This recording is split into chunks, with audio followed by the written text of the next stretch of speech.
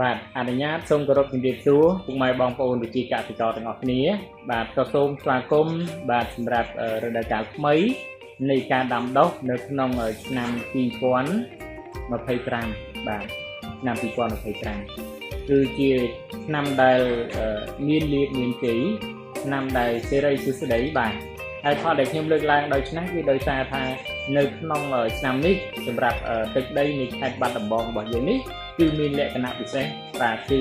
មានភ្លៀងតាំងពីដើមខែ5មកម្លេះឥឡូវនេះគឺយើងចូលថ្ងៃទី2ខែ6ហើយបាទហើយក៏មានបងប្អូនកសិករខ្លះក៏លោកបានដាំដុះបានព្រោះបានសារព្រួយហើយបាទរងចាំតែពេលវេលានិងការប្រើប្រាស់ទីប្រើប្រាស់ឆ្នាំតែប៉ុណ្ណោះបាទហើយក៏ប៉ុន្តែសម្រាប់ថ្ងៃនេះដែលខ្ញុំចូលរួមនៅក្នុងការចែករំលែកនេះគឺខ្ញុំមានចំណុចសំខាន់3បាទដែលនឹងលើកឡើងយកមកចែករំលែកឲ្យបងប្អូន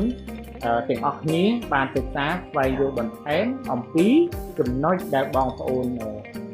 ខ្វះខាតដោយជាបងប្អូនខ្លះគាត់យល់គាត់ដឹងហើយក៏អាចទៅស្ដាប់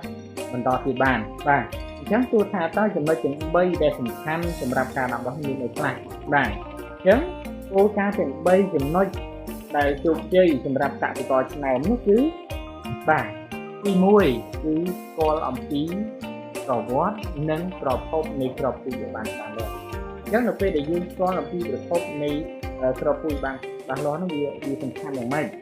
ហើយយើងត្រូវដឹងថាតើពូជនឹងធៀទេពូជនឹងធន់នឹងជំងឺទេពូជនឹងផ្ដល់ទិន្នផលខ្ពស់ទេហើយពូជនឹងមានទីផ្សារដែរឬអត់នេះចំណុចទី1ដែរបាទហើយចំណុចទី2គឺទាក់ទងទៅនឹងការរៀបចំដីទៅតាមស្តង់ដារនិងបច្ចេកទេស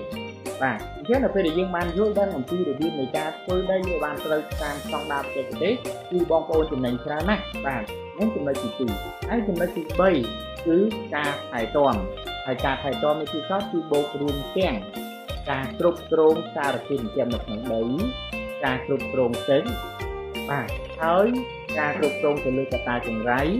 និងចំណុចសំខាន់គឺទាក់ទងទៅនឹងគម្លាតនៃដង់ទិទេទៅតាមប្រភេទពូជនីមួយៗសម្រាប់ការដាំដុះព្រោះថាកត្តាទាំងអស់នេះគឺសំខាន់ណាស់សម្រាប់បងប្អូនធ្វើឲ្យទិន្នផលទទួលបានទិន្នផលខ្ពស់បាទនេះគឺជាចំណុចដ៏សំខាន់យើងអត់ទាន់និយាយពីរឿងការ